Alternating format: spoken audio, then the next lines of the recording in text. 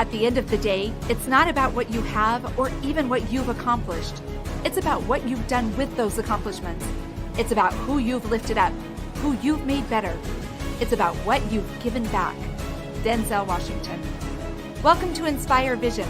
Our sole purpose is to elevate the lives of others and to inspire you to do the same. Cristie, welcome to the show. How are you? Thank you. I'm really good.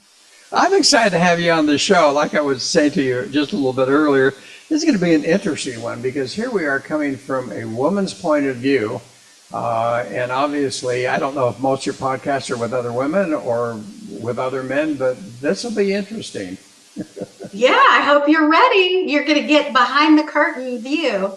Okay, sounds good to me. So what I'd love for you to do is share with the audience, it's fascinating how individuals get to a point where they start to make a difference in other people's lives, where they start to share their personal experiences. I'd love for you to share with the audience how you got to this point.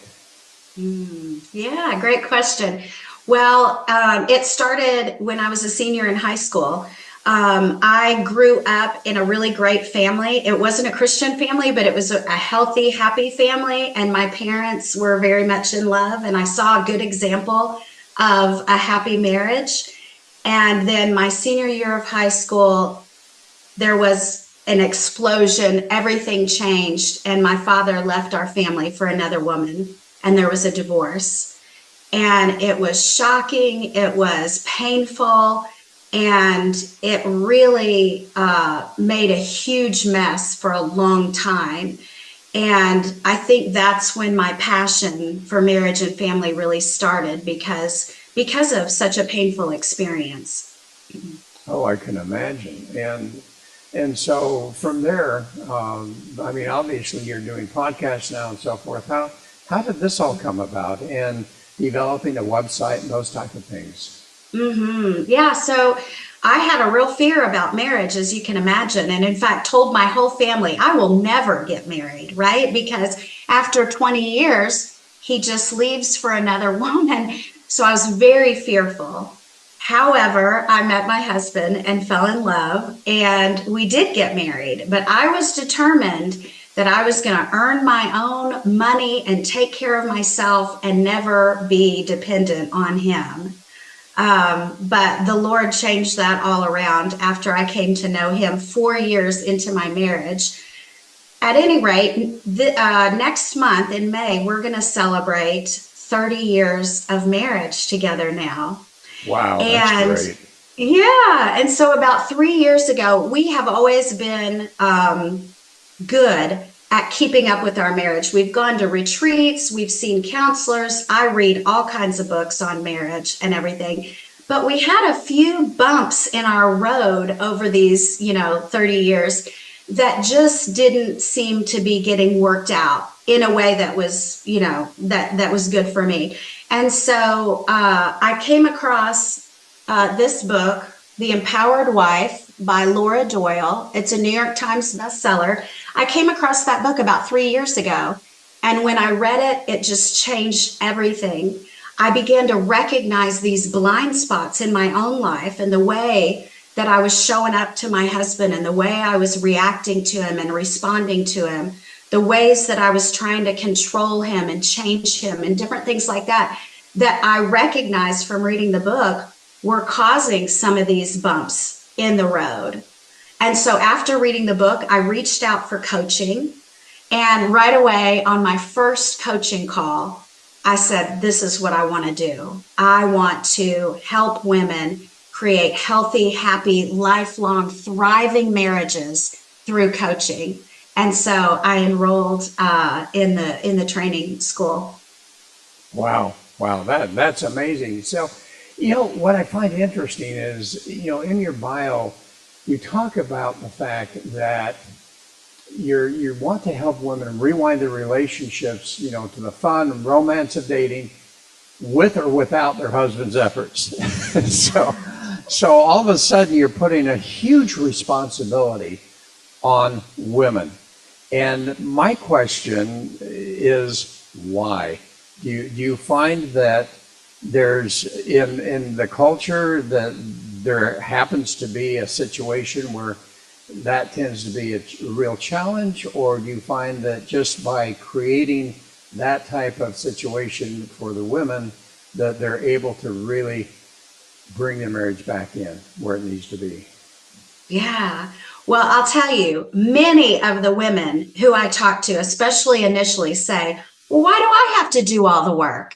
He's the problem. He's the one who needs to change, right?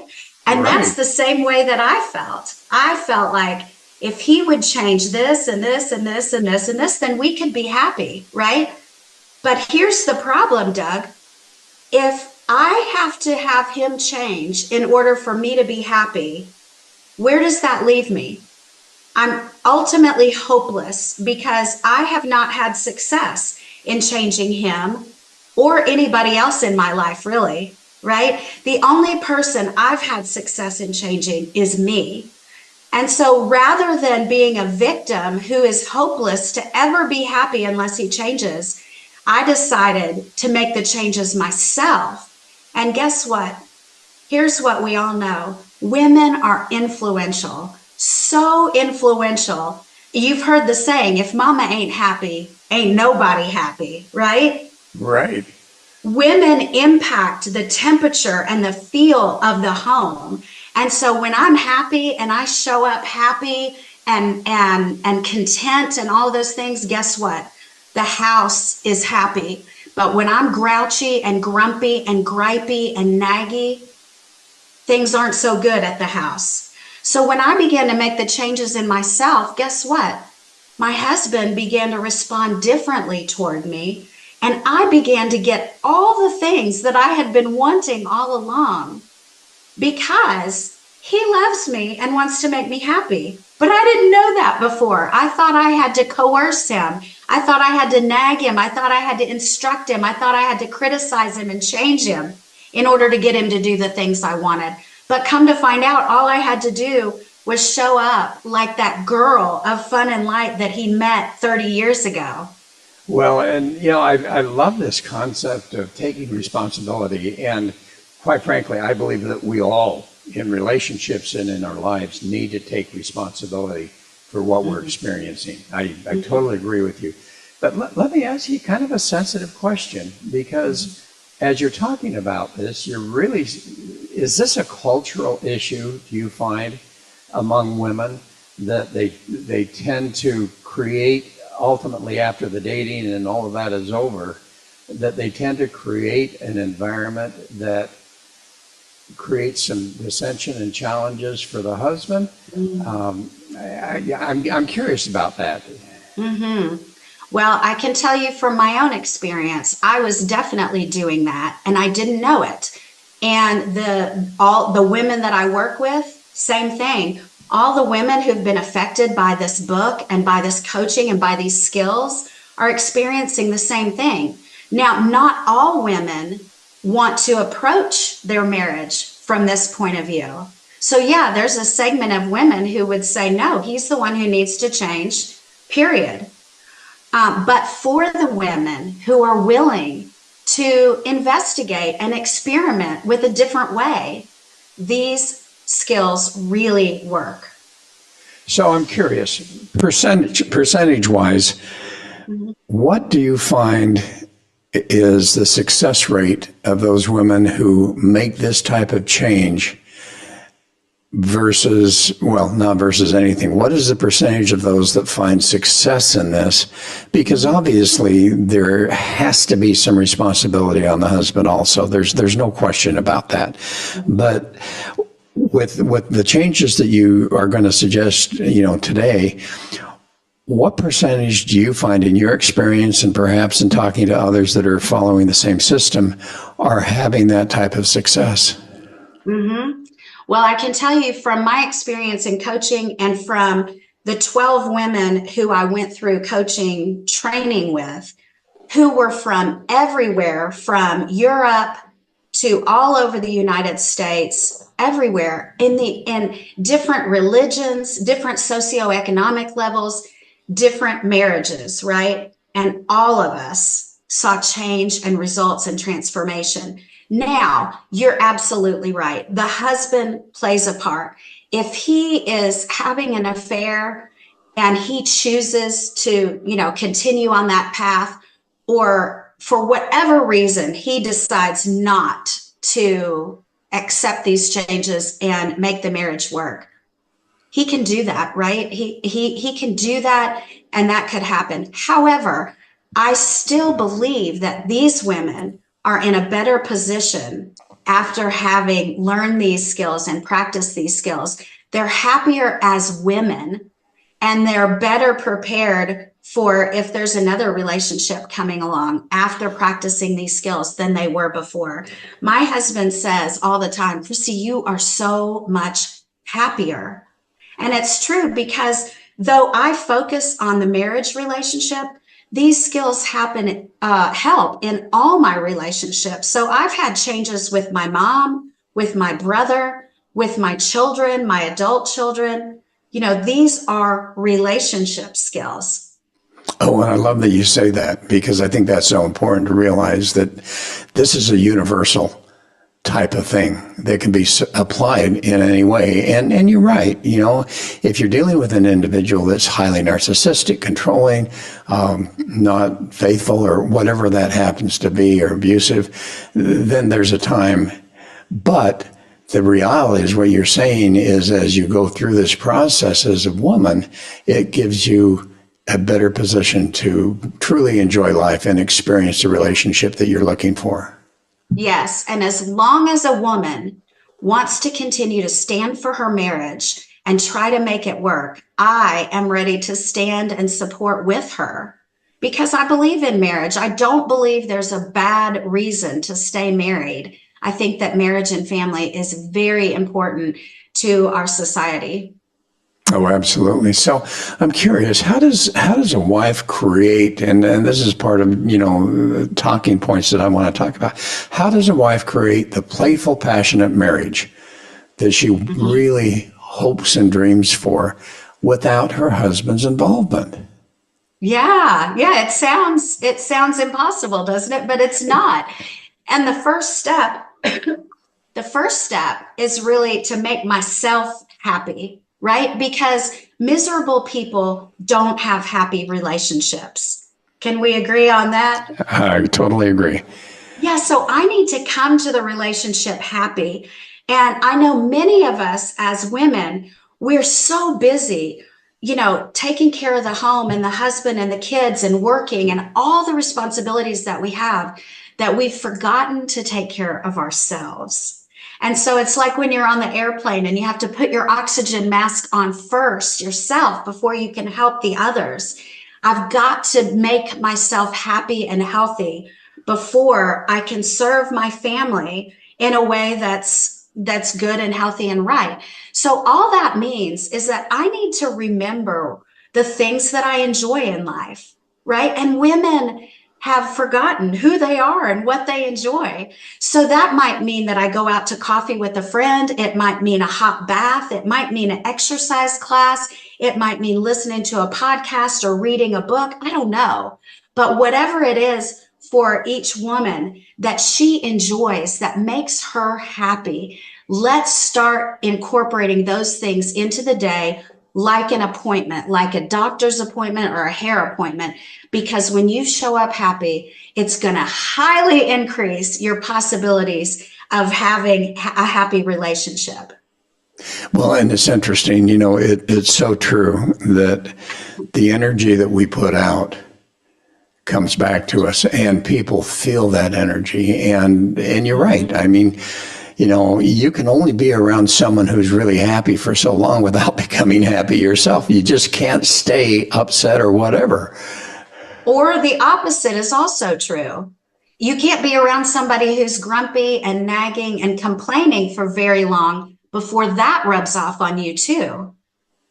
So the first step that you're talking about is really just finding ways to do things and make sure that you, as you say, make an appointment every day to do something that really fulfills you individually.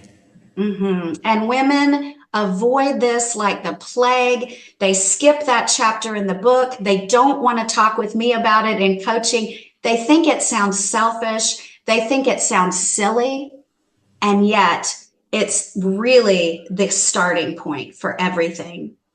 Well, and what comes to my mind is this question, because you hear this word narcissism, and it exists both with men and women.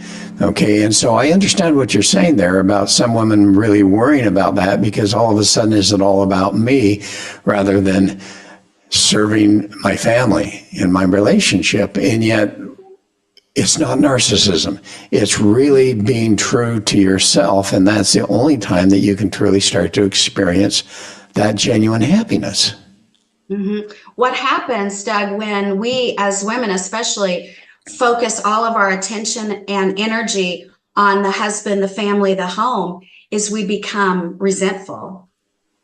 And that resentment is the poison to a good marriage.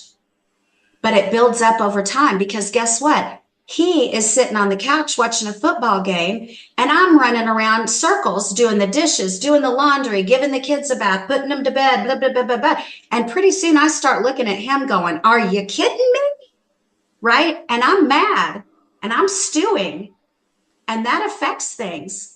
And so rather than that, let's make sure I do something to take care of myself and make myself happy, so that that resentment doesn't take over and show up in all the ugly ways. So as you've done this, and that's a great example. So if your husband is sitting there watching football games or whatever, and he's enjoying that, how do you get to the point where it's not making you resentful or angry? Yeah, that's tricky. Well, guess what? My husband gets to have his self-care too. And for my husband, that's probably watching the football game on television. So I started to realize, oh, he's doing his self-care, right? That helped me kind of flip the story in my mind from, oh my gosh, he's so lazy. Why isn't he helping me? Into, okay, he's doing his self-care. And here's the other thing. I was forcing myself, feeling like a martyr, like I have to do these dishes right now. I have to do this laundry right now. My husband was patting the side of the couch going, come here and watch a movie with me. And I was like, I can't, because I have 1,000 things to do. And now instead I go, you know what? I've got this husband who loves me and wants to spend time with me. I'm going to go do that. I'm going to follow his lead and do some relaxing. And guess what? The dishes and the laundry will be there tomorrow, and I will have a fresh batch of energy to tackle them. And so right now, I'm just going to appreciate that my husband loves me. You've really changed your mindset about that. So that was step number one that you talked about, is being able to get in and really find time every day to do something that really fulfills you and makes you happy. What are some of the other steps? Yeah, the other one that's really a favorite for me is relinquishing inappropriate control. And that means that I stay on my own paper. Remember in school when they would say, keep your eyes on your own paper, right? They didn't want you to cheat off the people around you. My paper has all of my things on it that I'm responsible for. It has all my self-care and everything like that. If I keep my paper really fun and beautiful and interesting, then I stay on it. But if it gets really dull and boring, then that's when I start meddling in over on my husband's paper or my kids' paper or your paper, right? And that means that I'm getting involved in things that aren't mine to deal with. And when I do that, I feel stress and pressure and overwhelm, because I'm trying to manage everybody's paper. And I don't need to do that. How do you manage your paper so it really is keeping you happy?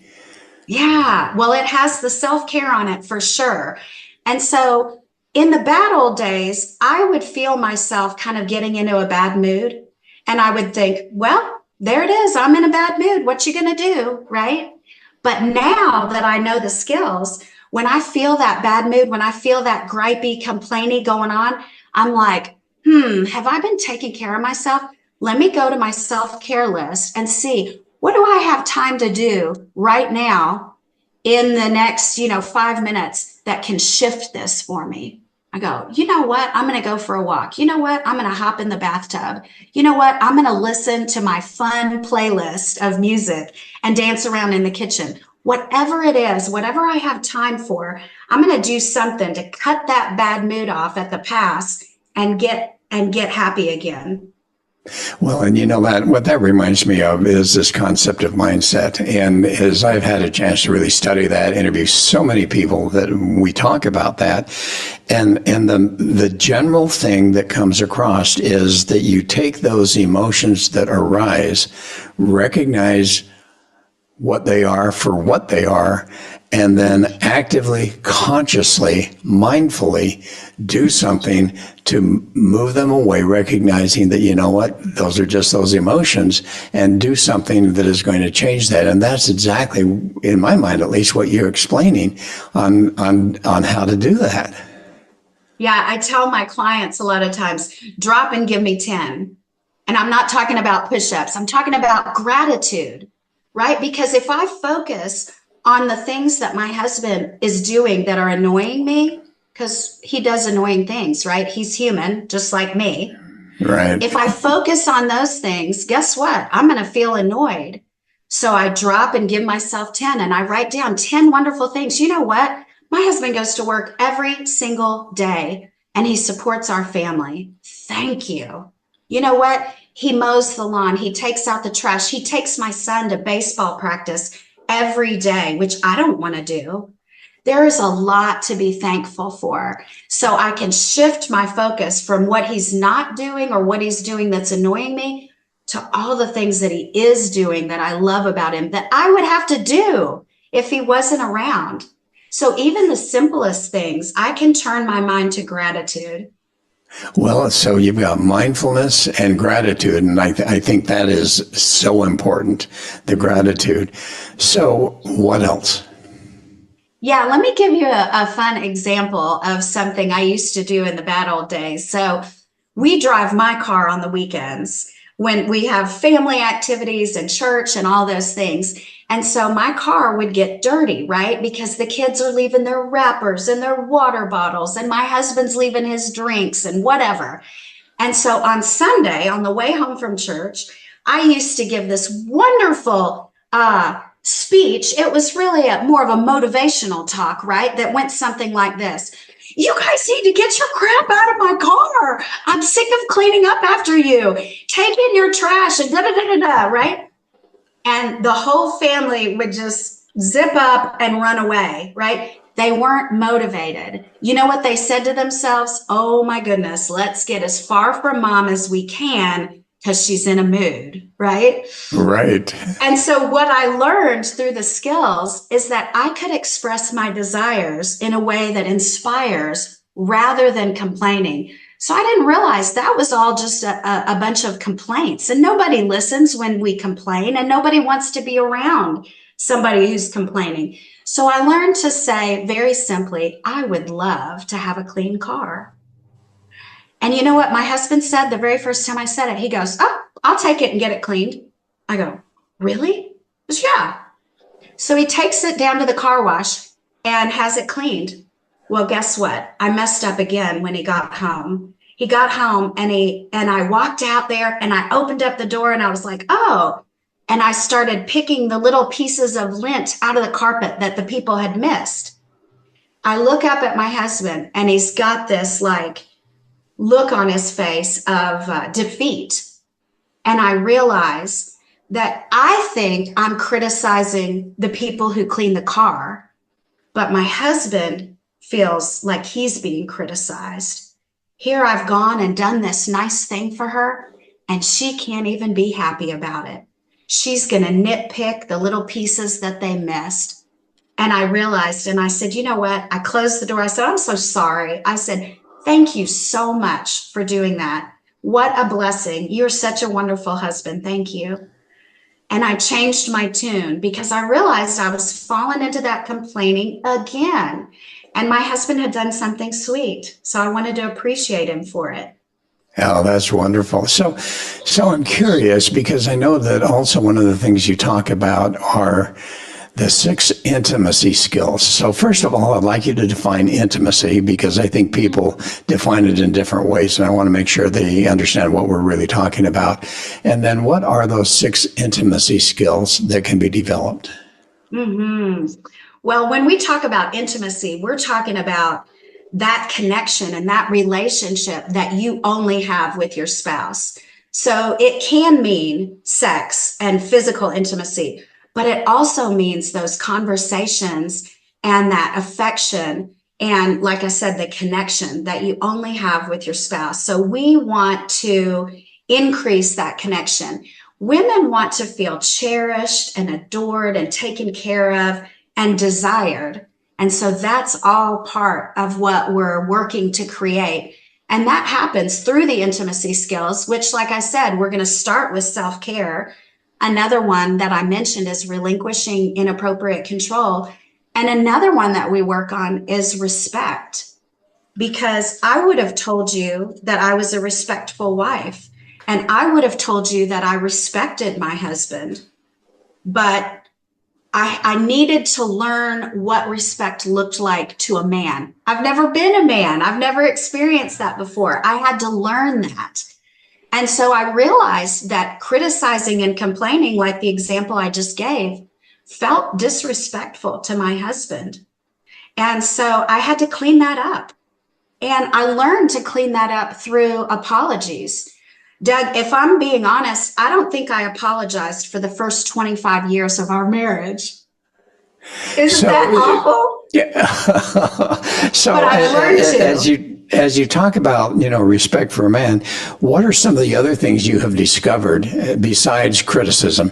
What are some of the other things that you find are important to that husband that might start feeling disrespected? What are some of the other things that can happen?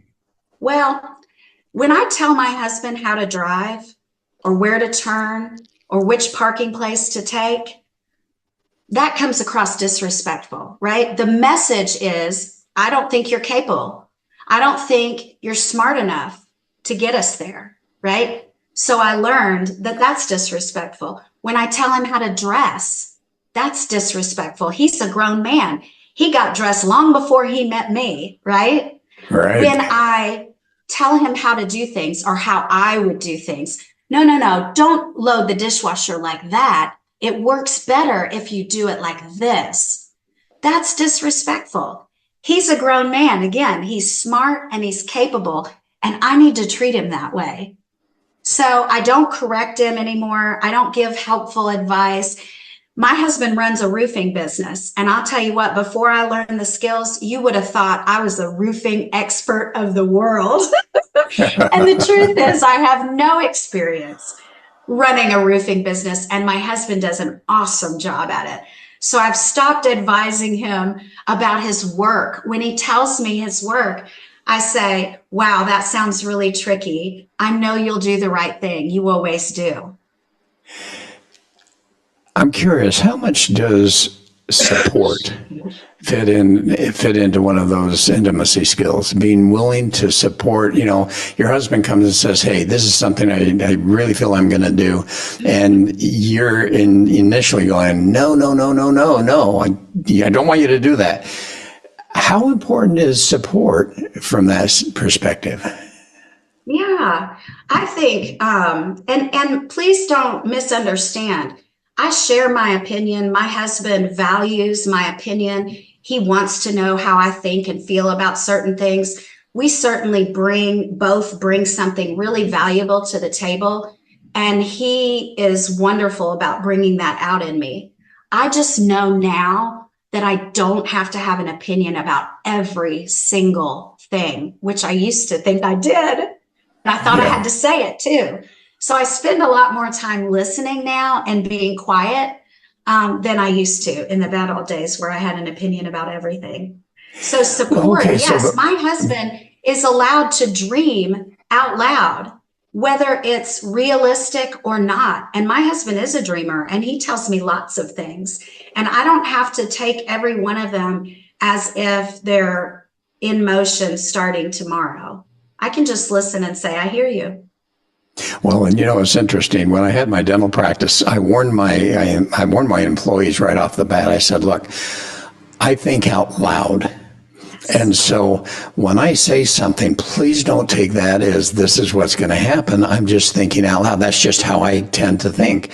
And they finally figured that out, and it made all the difference. But what I hear you saying is how important communication really is. And I'm not sure people really understand the real value and the true way in which we need to communicate. Any thoughts on communication and how you have found with your husband the best way for communication to actually work on both sides? Yeah, I was a communications major in college, and everybody wants to talk about communication when it comes to marriage and relationships. But what I've been learning over the past years is that it's different than what I thought it was. I thought when we talked about communication, more is better, more and more and more. Say everything, share everything.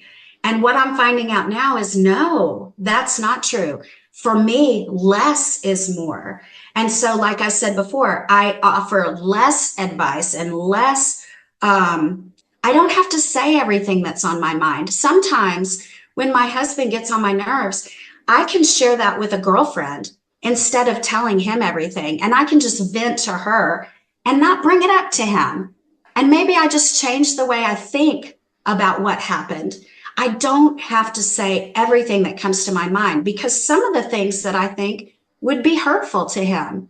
And I'm just not willing to sacrifice my intimacy like that by sharing something with him that's not really that big of a deal. I'd rather preserve my intimacy and let go of trying to control everything like I used to. So have you found sometimes he will do something that really triggers you and all of a sudden those emotions that are within you that you didn't even realize are there just suddenly rise? How do you communicate to him? Or do you just always talk to a girlfriend about it? Or do you actually communicate that in a way that says, you know what, I'm taking responsibility for this, but the reality is when you do this, it is triggering emotions in me that I've not yet figured how to handle. Can you help me with that? That's good. That's good. Yeah. Well, I will tell you that I don't practice these skills perfectly, right? I'm just a mere mortal woman. I'm just a human. So yeah, there are times when I go back to the old ways and blow the whole thing, but now I know how to clean it up. Now I know how to apologize and I'm comfortable taking accountability for what I've done. And so I can say, I'm really sorry. That was disrespectful, the way that I spoke to you. Will you forgive me? Yeah. Okay, so we've talked, I think, about 2, maybe 3 of those 6 intimacy skills. What are the other ones? Mm-hmm. You want me to share all my secrets, Dr. Doug? I do. That's part of why I have you on the podcast. Because I guarantee you, sharing them with the audience is only going to inspire them to want to reach out to you more. Mm-hmm. Another one of the skills that I love that I never thought about before I got involved in this work is receiving graciously. And that means I receive help, I receive compliments, and I receive apologies. Compliments, help, apologies. And so that means that when I'm, carrying the heavy box and my husband says, let me do that. In the bad old days, I would have said, no, I got it, right? Because I want to be strong and capable. Now I say, thank you so much. And I give it to him. I receive compliments. So from anybody and everybody, when somebody says, I love your dress, I no longer say, oh, I got it on sale for $15 at Target. I say, thank you, right? When my husband buys me a gift, and maybe it's not my favorite, I use my manners my mom taught me growing up, and I say, thank you, right? In the bad old days, I would say, ooh, why'd you buy this? I don't like this. Can I take it back? Or something like that I would never say to one of my girlfriends because I wouldn't want to hurt their feelings. But because I thought communication in this marriage meant that I could say anything, I would say those things that just weren't really kind. Now I say thank you, and I receive gifts, compliments, and help. Perfect. And I'm going to ask you for the next one. Mm-hmm. Expressing gratitude, we talked about. Yeah. So I don't just make a gratitude list, which is helpful for my mindset, but I express the gratitude out loud. I think that I used to be stingy with my gratitude. Maybe I thought if I gave him too much, he wouldn't do as much. I don't know what was happening in my mind, but now I'm thankful for everything he does. Thank you for helping me bring in the groceries, you know. Thank you for taking Evan to baseball practice. I thank him for everything, like I would, you know, anybody else in my life. And the last skill is vulnerability, which is really an interesting and deep well. Vulnerability means that instead of showing up with my anger, which is really easy because it's right on top and it's the easiest one to express, I dig a little bit deeper and find out what's the hurt that's underneath the anger. And can I instead express that? Because my husband responds better to me in vulnerability than he does in anger, right? If I spout off in anger, he's going to come back with anger because we do mirror each other. But if I show up with vulnerability, I think so many times it kind of inspires that hero gene that's within every man, that he wants to take care of his wife and make her happy. And so sadly, in the bad old days, I didn't seem pleasable, right? He went and got the car washed, but I still wasn't happy because it wasn't good enough. So now I strive to be pleasable instead. So he feels successful as a husband. And that's what he wants, right? If he doesn't feel successful as a husband, he feels like a failure. Well, as you started doing this, what changes did you start to observe in your husband as you started to make these changes and apply, you know, all the skills that you have been taught and that you teach others now? What changes did you absolutely observe in your husband? Well, like I said, I think that we mirror each other. And that goes in all relationships, like we were talking about before. If I show up happy, you respond happy to me. If I show up complaining, you may start complaining with me, or you're just not going to enjoy my company. So when I started to show up with gratitude and saying thank you all the time, guess what? My whole family started expressing more gratitude. It was like it was contagious. So they all started responding. Thanks for cooking dinner, Mom. Thanks for doing my laundry. You know, different things like that, including my husband. When I started being thankful for the things that he did, guess what? He wanted to do more things for me to make me happy because he could see that I was pleasable. When I started showing up happy because I had done my self-care, he was happy too. And he wanted to do more to make me even happier. He wanted to pile on. It was amazing. When I started receiving compliments well, he started giving more. It's like all the things that I wanted started coming toward me like a magnet. I was attracting them. I started attracting more affection and more intimacy, physical and otherwise, from him through these skills. When I started showing up respectful to him, he started just adoring me more. When I stopped trying to control him and control all the details of our lives, guess what? He started planning the vacations. I don't have to plan them anymore. He puts them all together and I just go on them and enjoy. It's beautiful. Oh, that's wonderful. So let me ask you, how does the audience, if this is wrong truth for some of them, how do they find you and hopefully seek your help? Yeah, well, I have a website. It's called relationshipswithamap.org. And they can find me under that on Facebook and Instagram also. I do 4-week workshops online that happen on Zoom Live once a week for 4 weeks. And I teach all 6 intimacy skills. And I give homework each night where they can start practicing and experimenting with these skills and start to see the changes right away on that first night. Well, and I think it's just so important. This is something that I've learned. We all need coaches. We need someone outside that can be there to guide us, to help us, because this is not easy to do on our own necessarily. And obviously, no one has taught us these things, right? Have you ever had a class on relationships? Not really. Wouldn't that be amazing if you were to do that with the younger people so that when they got married, it actually was a better situation?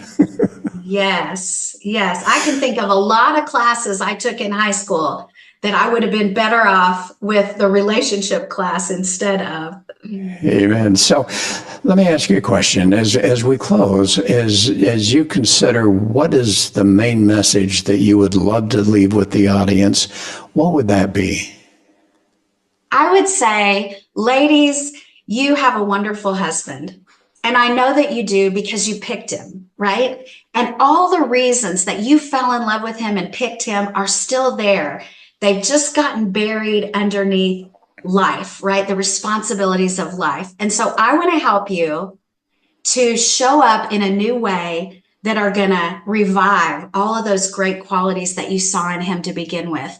There is hope for you to have a thriving marriage, and I want to support you in that. Wonderful. Cristie, this has just been really fascinating to me because it just goes against all this culture that, the man's the one that has to, be responsible for all of this. And I love how you've taken that responsibility. But I love also the fact that as you change, you bring about a change in your husband to where you have both changed, but you took the responsibility at first to do that. Mm-hmm. Thank you. Thank you. I'm so glad to hear it, especially from a man perspective, right? My husband will tell you that coaching is the best money we've ever spent. Oh, I believe it. I believe it. So anyway, thanks so much for being on the show. I really appreciate it. And folks, I hope you've taken some hints out of this. And, for the men that are listening, you could do the same thing. And so, take these hints and recognize that you can develop these relationships. Both men and women can take that responsibility to do that. And as they do, I think we're going to see a much healthier, happier society in general. So, Cristie, thanks so much for being on the show. Really appreciate it. Thank you for having me. Oh, you bet. And folks, thanks for listening. Hope you'll join us again soon.